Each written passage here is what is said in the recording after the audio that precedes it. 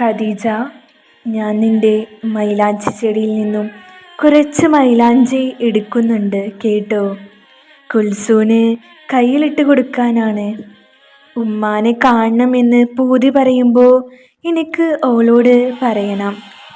രണ്ട് കൈയും മൂക്കിനോട് അടുപ്പിച്ച് കണ്ണടച്ച് മണത്താൽ മതിയെന്ന്. അത് നിന്റെ ഉമ്മാൻ്റെ മണമാണെന്ന്. ആ പുസ്തകം അവസാനിപ്പിച്ചത് ഈ വരികളിലൂടെയാണ്. നിലക്കാത്ത സ്നേഹത്തിൻ്റെ മാതൃകയാണ്.